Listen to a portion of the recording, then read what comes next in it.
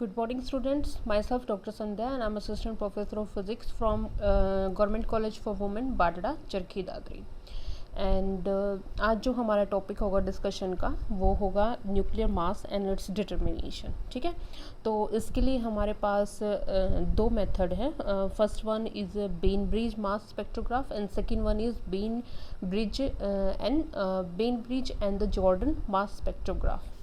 ठीक है, तो एक तरह से न्यूक्लियर मास की अगर हम डिटर्मिनेशन की बात करते हैं तो सबसे पहले हमें टर्म न्यूक्लियर मास जो है उसको हम अच्छे से स्टडी करते हैं. ठीक है, nuclear mass, the term nuclear mass is related to proper mass of the nucleus when the mass of the electron is when the mass, मतलब एक तरह से जैसे हमने लास्ट जो टॉपिक्स थे उनमें हमने डिस्कस किया था कि रदरफोर्ड मॉडल जो था उसके अकॉर्डिंग ये हमने कंक्लूड किया था कि जो हमारा एटम है वो दो पार्ट्स में डिवाइडेड है. First one is nucleus and second one is extra nucleus part. ठीक है, तो न्यूक्लियस जो हो गया उसके अंदर फिर हमने कहा था कि जो मतलब एलिमेंट्री पार्टिकल जो हमारे न्यूक्लियस के अंदर रिजाइड करते हैं उनको हम क्या बोलते हैं, न्यूक्लियॉन बोलते हैं. और ये दो टाइप के होते हैं, एक प्रोटॉन हो गया, सेकंड वन हमारा क्या हो गया, न्यूट्रॉन हो गया.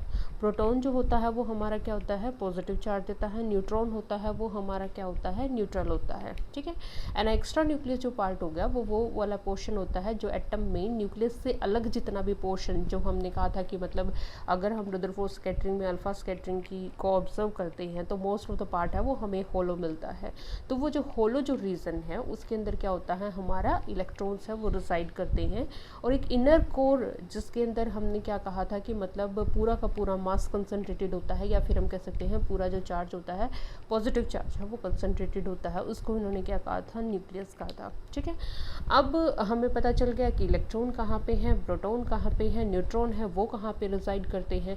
तो अब यहाँ पे जो बात आती है वो आती है न्यूक्लियर, जैसे अभी हमने टॉपिक में डिस्कस किया है कि न्यूक्लियर मास है वो क्या होगा.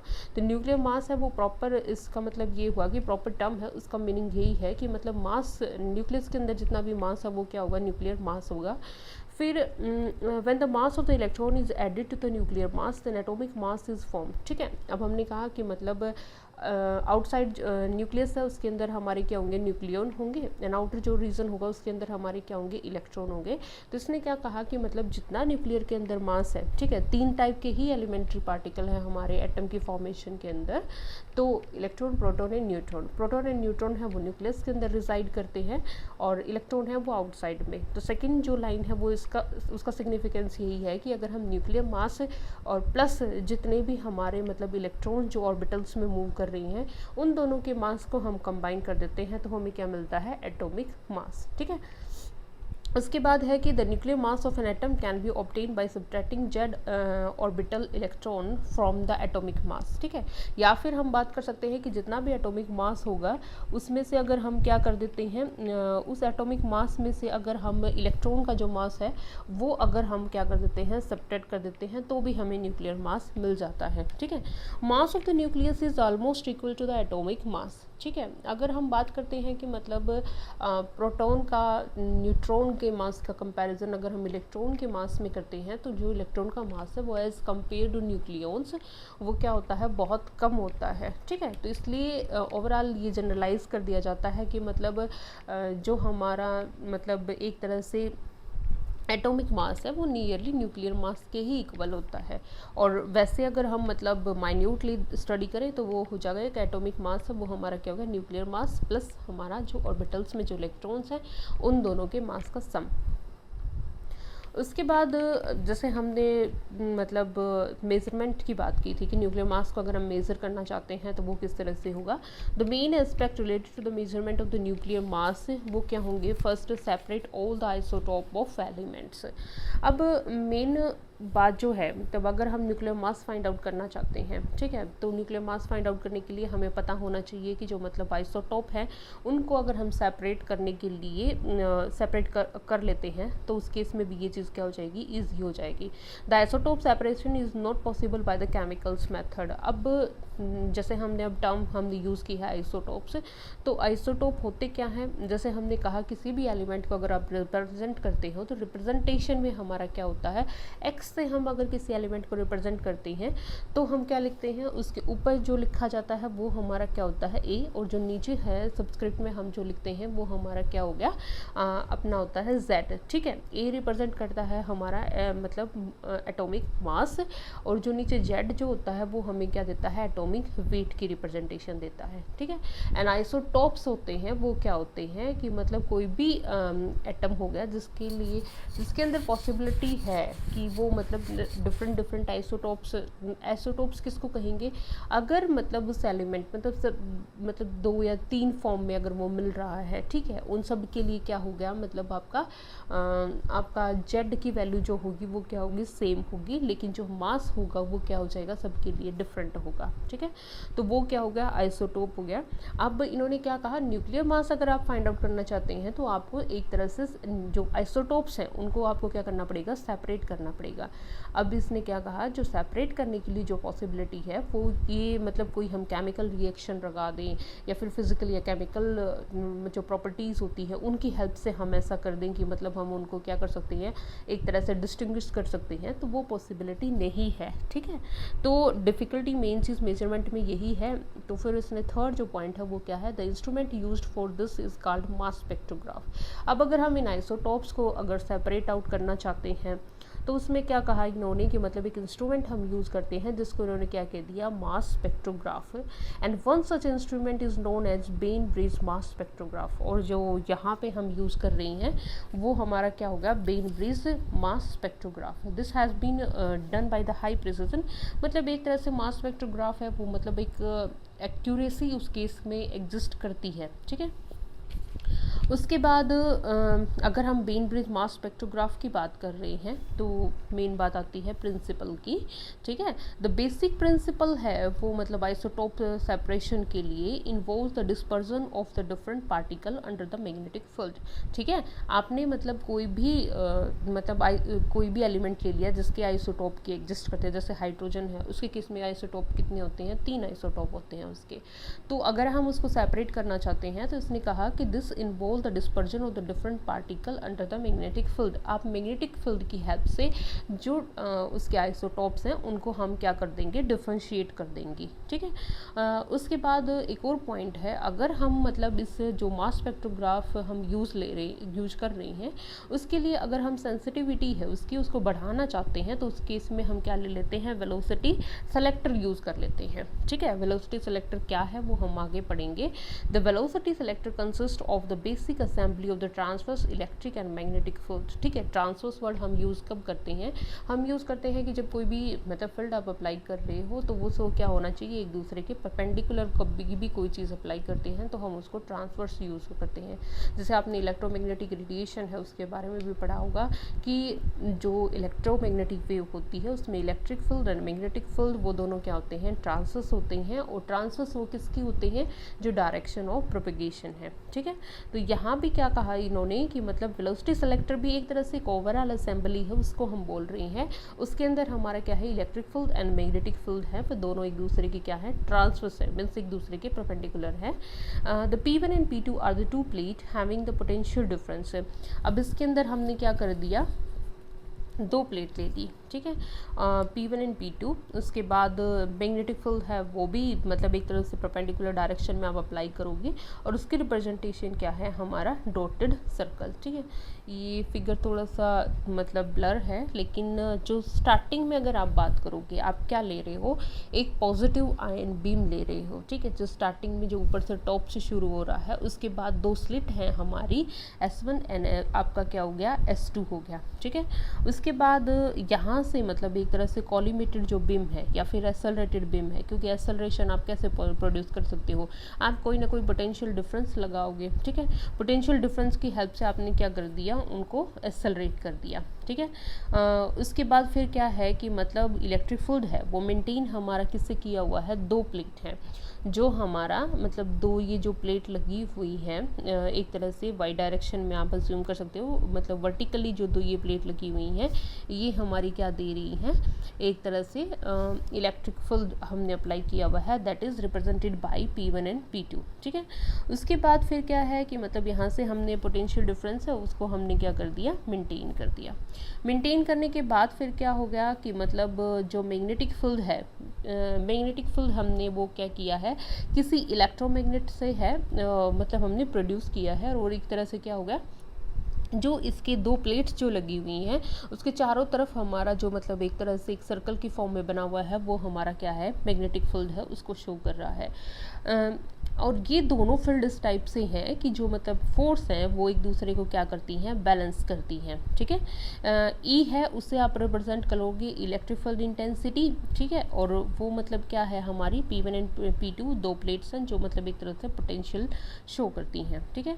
उसके बाद फिर क्या हो गया, बी होगी वो इस मैग्नेटिक फील्ड की कॉरस्पॉन्डिंग हमारी क्या होगी, फ्लक्स डेंसिटी होगी, ठीक है। तो यहाँ तक की असेंबली को अगर हम समझ के देखें तो फर्स्ट ऑफ ऑल आप किसी कोई भी पॉजिटिव आयन पिन जिस भी मतलब में एलिमेंट की अगर हम बात कर रहे हैं उससे उसकी पॉजिटिव आयन है, आप उसको क्या कर रहे हो, एक तरह से सेंड कर रहे हो, ठीक है। उसके बाद फिर आपका क्या हो जाएगा, हमने कहा कि दो स्लिट S1 S2 लगा दी। उसके बाद जो स्क्वायर बॉक्स है वो हमें दिखा रहा है वेलोसिटी सेलेक्टर। वेलोसिटी सेलेक्टर क्या हो गया, एक तरह से आपकी असेंबली है इलेक्ट्रिक फील्ड की एंड मैग्नेटिक फील्ड की, दोनों क्या है, ट्रांसवर्स है। ट्रांसवर्स का मतलब क्या हुआ, दोनों एक दूसरे के परपेंडिकुलर हैं, परपेंडिकुलर हैं। उसके बाद फिर आप क्या कहोगे, मतलब एक तरह से पोटेंशियल है तो वो बीम एक्सेलरेटेड होते हुए आपके नेक्स्ट जो वेलोसिटी सेलेक्टर वाला रीजन है उसके अंदर इंसर्ट करेगी। वहाँ आने के बाद फिर उसने इलेक्ट्रिक फील्ड फील किया और उसने क्या है, मतलब आपका जो मैग्नेटिक फील्ड है दोनों के इफेक्ट में वो आती है। अब इसने क्या कहा कि जो दोनों फोर्सेस हैं वो क्या करेंगी, एक दूसरे को अफेक्ट करेंगी, ठीक है। उसके बाद हम बात करते हैं कि जो हमने बीम ली है, पॉजिटिव आयन बीम ली है, उसके ऊपर चार्ज कितना है, फॉर एग्जांपल वो Q चार्ज है। अब Q चार्ज है, E इलेक्ट्रिक फील्ड इंटेंसिटी है, B है वो आपकी मैग्नेटिक फ्लक्स है।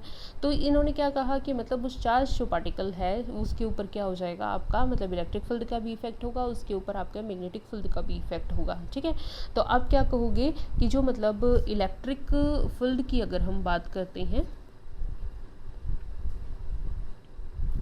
इलेक्ट्रिक फील्ड की अगर हम बात करते हैं तो वो कितना हो जाएगा आपका QE, ठीक है। उसके बाद आपका इलेक्ट्रिक फील्ड हो गया। उसके बाद फिर आपका क्या हो गया, आपका मैग्नेटिक फील्ड हो गया।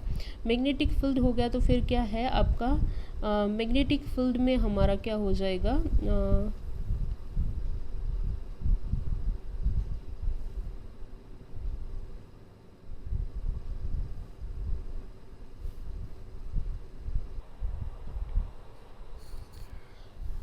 QE है वो हमारा क्या हो जाएगा, इलेक्ट्रिक फील्ड हो जाएगा। उसके बाद फिर अगर आप मैग्नेटिक फील्ड की बात करते हो तो मैग्नेटिक फोर्स होती है वो अपनी क्या होती है, Q into V cross B होती है, ठीक है।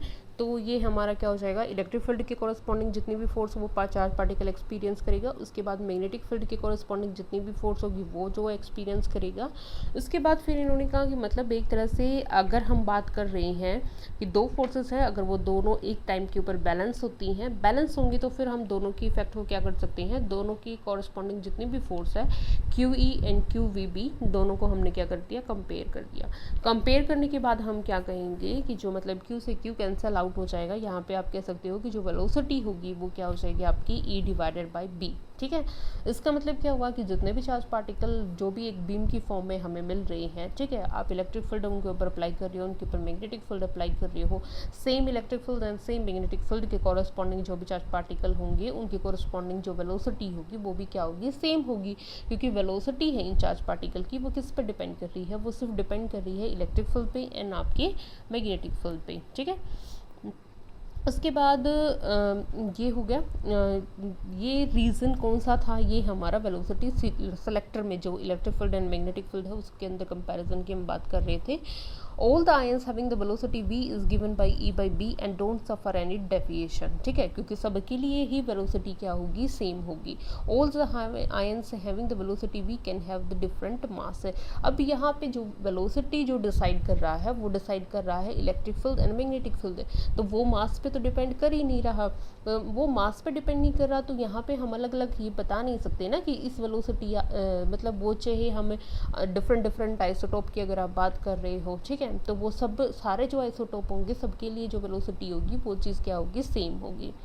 Now after passing through the slit S3, अब आपने क्या कर दिया, मतलब जैसे जो ये फिगर था इसमें क्या था कि वेलोसिटी सेलेक्टर जो रीजन था वो हमारा क्या था, जो स्कीयर वाला जो पोर्शन है, उसके बाद जो बीम आगे नेक्स्ट पास हो रही है, नेक्स्ट जो स्लिट है वो हमारी क्या होगी S3। अब S3 में से वो पास करके क्या कर रही है, एक नेक्स्ट मैग्नेटिक फील्ड है वो हमने ले रखा है इनवर्ड डायरेक्शन में, और जो यहाँ पे जो फ्लक्स डेंसिटी है वो रिप्रेजेंट की हुई है B डैश से, ठीक है, B डैश से रिप्रेजेंट की हुई है, डायरेक्शन इनवर्ड है। तो इसने क्या कहा कि मतलब S3 से पास करने के बाद एक यूनिफॉर्म मैग्नेटिक फील्ड जो इनवर्ड डायरेक्शन है उसमें से वो क्या करेगा, पास करोगे जो आपकी बीम है जो वेलोसिटी सेलेक्टर से इजेक्ट आउट हुई है। तो अब इसने क्या कहा कि मतलब वो फॉलो करेगी एक सर्कुलर पाथ को, ठीक है, सर्कुलर पाथ को अगर फॉलो करती है तो इसने कहा कि मतलब एक तरह से अब जो चार्ज पार्टिकल यहाँ से रिलीज हुआ है उसके ऊपर फोर्स क्या होगी, फोर्स मैग्नेटिक फोर्स होती है Q into V cross B। तो उसके कॉरस्पॉन्डिंग है जो लेफ्ट हैंड साइड वाला जो पोर्शन है वो हमारा क्या हो गया मैग्नेटिक फोर्स के लिए, ठीक है, मैग्नेटिक फोर्स के लिए क्या होगा QV, एंड जो फ्लक्स डेंसिटी है वो यहाँ पे अब की बार क्या है B डैश है, ठीक है। तो हमने क्या लिख दिया QV and B dash is equal to आपका क्या हो गया, अगर वो सर्कुलर पाथ ट्रेवल कर रहा है तो सर्कुलर पाथ के कोरस्पॉन्डिंग जो फोर्स मतलब उसको मिल रही है वो फोर्स कहाँ से मिल रही है, वो फोर्स मिल रही है जो आपने फ्लक्स डेंसिटी दी है वहाँ से, मतलब जो मैग्नेटिक फील्ड आपने अप्लाई किया है वहाँ से जो फोर्स मिल रही है वो एक तरह से उसको सर्कुलर पाथ में मूव करा रही है। तो ये दोनों फोर्स हैं वो हम क्या करेंगे, मतलब एक तरह से कंपेयर कर देंगे कि सर्कुलर मोशन के कोरस्पॉन्डिंग मतलब जो फोर्स मिल रही है वो किससे मिल रही है, आपका जो मैग्नेटिक फील्ड आपने अप्लाई किया हुआ है उसकी कोरस्पॉन्डिंग मिल रही है। तो हम क्या लिखेंगे QV and B dash is equal to MV square divided by R। अब यहाँ पे m है वो क्या हो जाएगा, जो हमने मास की बात कर रहे हैं, ठीक है, v है वो वेलोसिटी थी, q चार्ज पार्टिकल है उसके ऊपर चार्ज जितना है, उसके बाद फिर b डैश है वो आपकी क्या होगी फ्लक्स डेंसिटी, r है वो हमारी क्या होगी रेडियस होगी, ठीक है, जो भी वो सर्कुलर पाथ में ट्रेवल कर रहा है उसकी रेडियस है वो क्या होगी आपकी r होगी। तो यहाँ पे क्या लिखोगे आप q बाई m है इज इक्वल टू ये हमारा हो जाएगा v divided by r and b dash. Using the value of v from the above equation. अब इस अबव इक्वेशन से हमने क्या किया है कि q बाई m है वो क्या होगा is equal to e divided by b।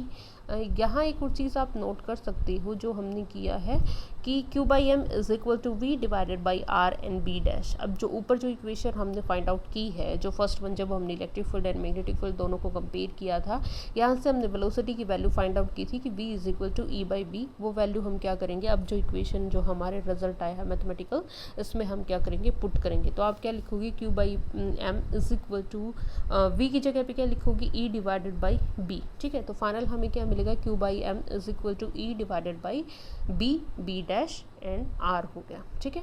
तो यहाँ से हम क्या कह सकते हैं, अब अगर आप कंपेयर करते हैं इन चीज़ों को तो आप क्या कहोगे कि q by m is equal to e है वो भी कांस्टेंट हो गया, जो इलेक्ट्रिक फील्ड आप अप्लाई कर रहे हो, मैग्नेटिक फील्ड है दैट इज b, ठीक है, वो भी कांस्टेंट हो गया, जो आपने सेकंड मैग्नेटिक फील्ड अप्लाई किया है वो भी वैल्यू फिक्स ही होगी, ठीक है। तो यहाँ से क्या हो गया आपका कि E B and B dash वो चीज़ क्या है आपकी फिक्स है, जो वेरिएबल होगा वो क्या होगी, जो चार्ज पार्टिकल मूव कर रहे हैं यहाँ पे उन वो किस रेडियाई से, या फिर हम कह सकते हैं कि कौन सा सेमी सर्कुलर जो पाथ है वो ट्रैवल करेंगे उसकी रेडियाई कितनी होगी, ठीक है।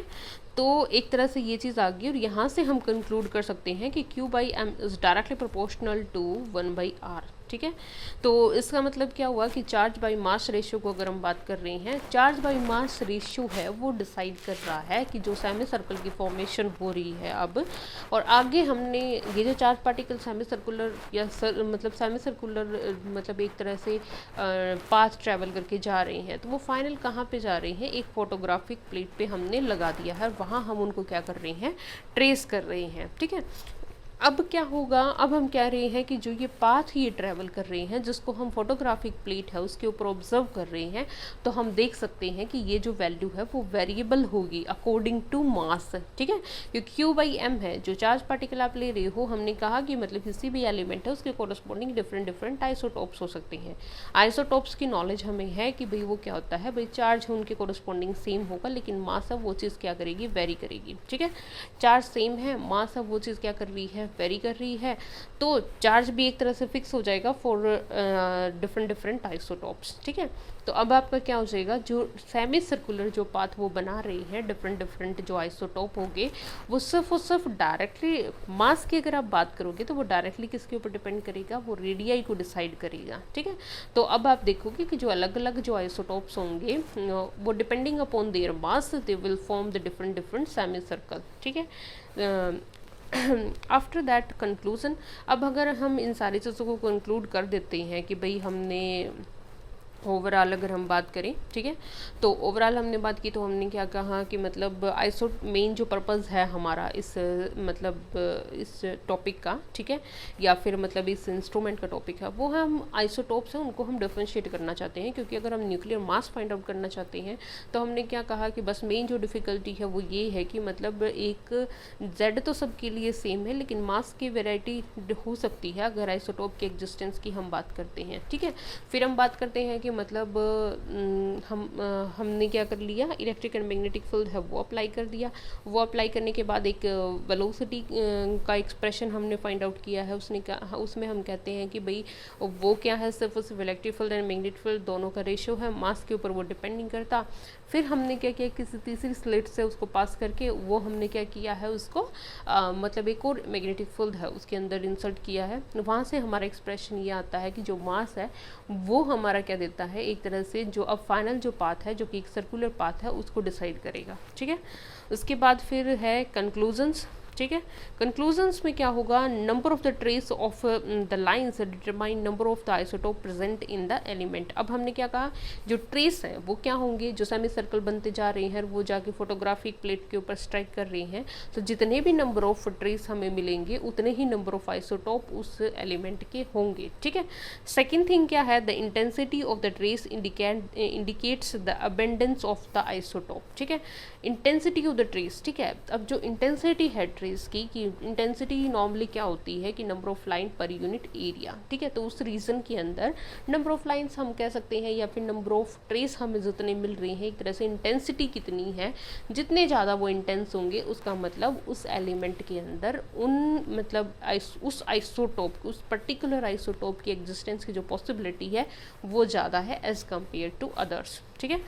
The position of the trace determines and depend upon the mass of the isotope, ठीक है। तो वो किस पोजीशन पे स्ट्राइक कर रही हैं, या फिर हम बात कर सकते हैं कि वो रेडियस की बात कर रहे हो आप, एक तरह से रेडियस ही हमें डिसाइड कर रही है कि वो किस पोजीशन पे स्ट्राइक करेगा। तो उसने क्या कहा कि वो डिपेंड कर रहा है सिर्फ मास ऑफ आइसोटोप, क्योंकि हमारा क्या हो गया, m is directly proportional to r, ठीक है। Mass is linear proportional to r, जो मास ऑफ आइसोटोप है वो हमारा डिसाइड कर क्या कर रहा है, रेडियस को डिसाइड कर रहा है, ठीक है। तो इस तरह से हम क्या कर सकते हैं, फोटोग्राफिक प्लेट पे जो भी हमें पैटर्न मिल रहा है उसके अकॉर्डिंग हम बता सकते हैं कि नंबर ऑफ आइसोटोप कितने हैं, फिर कौन सा अबेंडेंस में है, ठीक है। तो ये सारी चीज़ें हैं वो फिर हम एक तरह से यहाँ से समराइज कर सकते हैं, ठीक है। कुछ चीज़ें और भी हैं कि मतलब हम मतलब पोजीशन फाइंड आउट कर सकते हैं, अगर हमें मतलब r की वैल्यू मिल गई है तो हम q/m है वो भी फाइंड आउट कर सकते हैं, या फिर हमारे पास हमें चार्ज का पता है, हमें मास का पता है, ठीक है। तो मतलब हम आर भी फाइंड आउट आर तो चलो हमें ट्रेस की फॉर्म में मिल ही रहा है, मतलब एक अगर चार्ज पता है हम मास फाइंड आउट कर सकते हैं अगर हमें आर पता है, ठीक है। उसके बाद फिर हमें क्या होगा कि by comparing the position of line produced by the particle of unknown मास, किसी मतलब हमें एक पार्टिकल जो हमारे लिए क्या है नोन है और दूसरा पार्टिकल जो हमारे लिए क्या है अननोन है, उसका क्या कर सकते हैं, मास का कंपैरिजन भी कर सकते हैं अगर हमें उन दोनों की पोजीशन का कंपैरिजन पता है, ठीक है। तो ये हमारा क्या हो गया, बेन ब्रिज मास स्पेक्ट्रोग्राफ, ठीक है। सेकंड हमारा आता है Ben bridge and the Jordan double focusing mass spectrograph. अब ये सेकंड जो पार्ट है वो हमारा क्या हो गया, एक तरह से थोड़ा सा मॉडिफाइड है। वो यहाँ पे जो डिफरेंस है वो पहले वाले के कंपैरिजन में, the both electric field and the magnetic field are the radial and provide the both direction the velocity, so that called double focusing mass spectrograph, ठीक है। यहाँ पे हम क्या कर रहे हैं कि मतलब एक तरह से डायरेक्शन और वेलोसिटी दोनों को क्या कर रहे हैं, एक तरह से फोकस कर रहे हैं, इसलिए हम क्या कह देते हैं इसको double focusing mass spectrograph. Low pressure discharge tube is act at the source of ion, ठीक है। तो हम क्या ले रहे हैं यहाँ पे एक डिस्चार्ज ट्यूब ट्यूब हो गया, जिससे क्या हो रहा है कि मतलब एक आयन है वो प्रोड्यूस हो रही हैं। उसके बाद फिर हम क्या कह रहे हैं कि low pressure discharge tube is as source of the ion हो गया। Ion is pass through the slit S1 and S2। S1 and S2 दो स्लिट होगी जिसमें से ये आयन है, इनको हम क्या कर रहे हैं, पास कर रहे हैं। Followed by the radial electric field 1200 volt पर सेंटीमीटर। ठीक है, तो नेक्स्ट आगे फिर हमने क्या किया, इलेक्ट्रिक फील्ड अप्लाई कर दिया है, एक रेडियल इलेक्ट्रिक फील्ड हमने अप्लाई किया है। ठीक है, वहाँ हमने क्या किया था, एक ट्रांसवर्स डायरेक्शन में इलेक्ट्रिक फील्ड अप्लाई किया था। The ion move in the circular path with the radius r and the angle pi by √3। ठीक है, तो ये क्या हो गया हमारा, मतलब एक तरह से एक रेडियल रीजन, एक कर्व शेप में हमने क्या किया है, एक जो बीम है उसको हमने फिर आगे क्या किया है, पास किया है। और ये अगर हम इस जो एक कर्व शेप की बात कर रहे हैं, इसकी अगर हम मतलब रेडियस की बात करते हैं तो वो रेडियस कितनी है, दैट इज़ r। ठीक है, और अगर हम एंगल की बात करते हैं तो वो कितना है आपका, पाई बाई √3 हो गया। ठीक है, उसके बाद ये एक तरह से एक असेंबली है। जैसे ऊपर अगर हम बात करते हैं तो सबसे ऊपर जो टॉप में है वो हमारी क्या होगी, एक डिस्चार्ज ट्यूब होगी। ठीक है, डिस्चार्ज ट्यूब है तो उसमें से जो dotted line and arrow line है वो हमारा शो कर रही है कि जो बीम है रिलीज हो रही है। उसके बाद S1 एंड S2 है वो दो हमारी क्या होगी, मतलब स्लिट होगी। उसके बाद जो कर्व शेप है वो हमारी क्या होगी, रेडियल इलेक्ट्रिक फील्ड आप उस पर अप्लाई कर रही हो। ठीक है, उसके बाद हम क्या कह रही है कि जो इसके कोरस्पॉन्डिंग जो कर्व पोर्शन है उसके कोरस्पॉन्डिंग जो रेडियस है वो क्या हो गया, आपकी कैपिटल R होगी। ठीक है, एंगल है वो कितना हो गया, पाई बाई √3 हो गया। उसके बाद फिर आप क्या कर रहे हो कि आगे जो मतलब ट्यूब मतलब जो रेडियल पोर्शन जो हमने कहा है उसमें से जब आपका इजेक्ट आउट होती है बीम, तो आपने क्या कहा कि जो नेक्स्ट जो पोर्शन है, एक जो मतलब एक प्रिज्म टाइप एक तरह से आपने जो आपको शो हो रहा है वो क्या होगा, एक तरह से आपने रीजन बनाया है मैग्नेटिक फील्ड के लिए। ठीक है, तो इलेक्ट्रिक फील्ड आप पहले अलग से लगा चुके हो, यहाँ पे क्या हो गया, मैग्नेटिक फील्ड हो गया।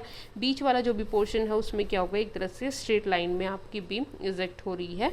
उसके बाद फिर आपका क्या हो जाएगा, मैग्नेटिक फील्ड में आएगी एंड मैग्नेटिक फील्ड से जब पास करती है तो आगे जो आपका P से डिनोट किया हुआ है वो हमारी क्या होगी, फोटोग्राफिक प्लेट होगी। जैसे वहाँ पे हमने क्या कहा, सेमी सर्कुलरली पाथ है वो हमने ट्रैवल किया, और ट्रैवल करने के बाद फिर वो क्या हो जाता है, एक तरह से मतलब पास करने के बाद फिर वो ट्रेस है वो हमारे फोटोग्राफी के जो प्लेट है उसके ऊपर हमें मिल जाते हैं। ठीक है, तो ये क्या होगी, हमारी असेंबली होगी। उसके बाद फिर आप क्या कहोगे कि मतलब जो इलेक्ट्रिक फील्ड है वो एक तरह से हाई मतलब 1200 वोल्ट पर सेंटीमीटर है वो लगाया हुआ है। उसके बाद मतलब कितना रेडियस है, फिर किस एंगल से है, वो सब हम अभी डिस्कस कर चुके हैं। उसके बाद आप क्या कहोगे कि जो कर्व वाला पोर्शन जो हमने बात की थी कि velocity of ion entering in the electric field E, electric field जो एक्सपीरियंस कर रही हैं तो उसके अकॉर्डिंग जो वेलोसिटी होगी वो आपकी क्या हो जाएगी, QE is equal to mv² divided by r होगी। ठीक है, यहाँ पे m मास हो गया, Q है वो चार्ज ऑफ द पार्टिकल हो गया, E है इलेक्ट्रिक फील्ड हो गया, R है वो क्या होगी, आपकी डेंसिटी होगी। ठीक है, उसके बाद हम कह सकते हैं कि मतलब यहाँ से